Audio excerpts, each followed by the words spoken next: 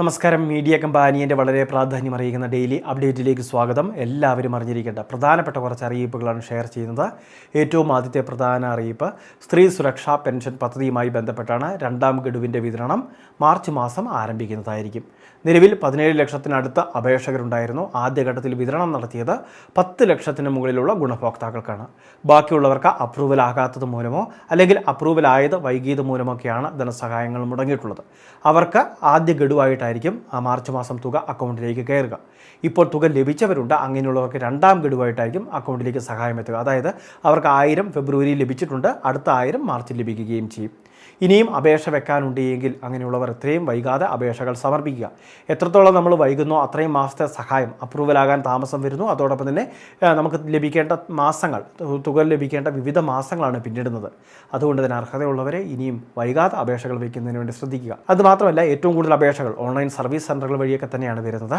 Online service സെൻ്ററുകൾ വഴിയാകുമ്പോൾ മറ്റ് തെറ്റുകളൊന്നും വരാൻ സാധ്യതയില്ല. ഫോൺ വഴി അപ്ലോഡൊക്കെ ചെയ്യുമ്പോൾ അതിൻ്റെ ക്ലാരിറ്റിയിലൊക്കെ പിശകുകൾ വരാറുണ്ട്. അതുകൊണ്ട് തന്നെ അപേക്ഷകൾ മടങ്ങും. അത് നമ്മൾ തീർച്ചയായിട്ടും ശ്രദ്ധിക്കണം. സ്റ്റാറ്റസ് പരിശോധിച്ച് നമ്മളുടെ അപേക്ഷയിൽ എന്തെങ്കിലുമൊക്കെ തെറ്റുകൾ വന്നിട്ടുണ്ടോ എന്നൊക്കെ കൃത്യമായിട്ട് ഇടയ്ക്കിടയ്ക്ക് സ്റ്റാറ്റസ് ഒന്ന് പരിശോധിക്കുകയും വേണം. സബ്മിറ്റഡ് എന്നൊക്കെയാണ് കാണിക്കുന്നതെങ്കിൽ മറ്റ് പ്രശ്നങ്ങളില്ല. പക്ഷേ റിട്ടേൺ ടു സിറ്റിസൺ എന്ന് പറഞ്ഞാൽ എന്തെങ്കിലുമൊക്കെ പ്രശ്നങ്ങൾ മൂലം അത് മടക്കിയിട്ടുണ്ട് എന്നാണ് അർത്ഥം. അപ്പോൾ അങ്ങനെ വന്നിട്ടുണ്ടെങ്കിൽ തെറ്റുകൾ തിരുത്തി വീണ്ടും ഡോക്യുമെൻ്റ് റീസബ്മിറ്റ് ചെയ്യുകയാണ് നമ്മൾ ചെയ്യേണ്ടത്.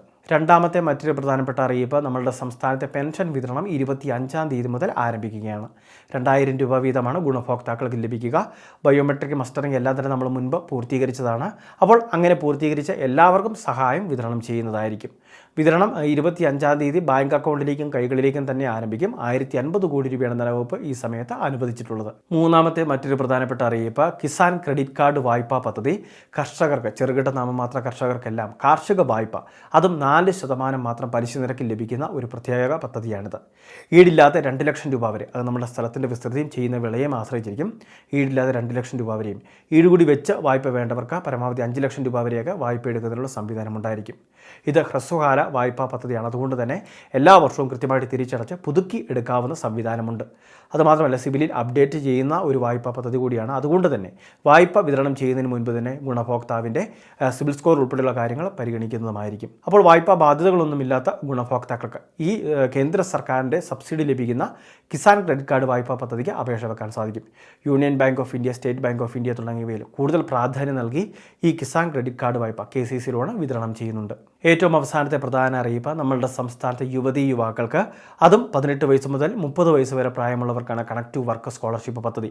വിവിധ മത്സര പരീക്ഷകൾക്ക് തയ്യാറെടുക്കുന്നവർ, അതായത് ജോലിയൊന്നും ആകാത്തവർ, അതോടൊപ്പം തന്നെ സ്കിൽ കോഴ്സുകൾ, അതായത് നൈപുണ്യ കോഴ്സുകളെല്ലാം ഇപ്പോൾ പരിശീലനം നേടുന്നവർ, അപ്പോൾ അങ്ങനെയുള്ള വിഭാഗങ്ങൾക്കാണ് കണക്ട് ടു വർക്ക് സ്കോളർഷിപ്പ് പദ്ധതി. 12 മാസത്തേക്ക് പ്രതിമാസം 1000 രൂപ വീതം സ്കോളർഷിപ്പ് ലഭിക്കുന്നു. ഇതിലേക്കുള്ള അപേക്ഷകൾ നടന്നുകൊണ്ടിരിക്കുന്നു. എംപ്ലോയ്മെൻറ്റ് ഡയറക്ടറേറ്റിനാണ് ഇതിനെ നടത്തിപ്പ് ചുമതല. അതുകൊണ്ട് തന്നെ എംപ്ലോയ്മെൻറ്റ് ഡിപ്പാർട്ട്മെൻറ്റിൻ്റെ വെബ്സൈറ്റ് വഴി വേണം അപേക്ഷകൾ സമർപ്പിക്കാൻ. എത്രയും വേഗം ആപ്ലിക്കേഷൻ സബ്മിറ്റ് ചെയ്യുന്നതിന് വേണ്ടി ശ്രദ്ധിക്കേണ്ടതാണ്. കുടുംബ വാർഷിക വരുമാനം 5 ലക്ഷം രൂപയിൽ താഴെയായിരുന്നാൽ മതി. വളരെ പ്രധാനപ്പെട്ട കുറച്ച് ഇൻഫർമേഷനാണ് ഷെയർ ചെയ്തത്. ഇതുപോലുള്ള അറിയിപ്പുകൾക്ക് ചാനൽ സബ്സ്ക്രൈബ് ചെയ്യുക, ഫോളോ ചെയ്യുക.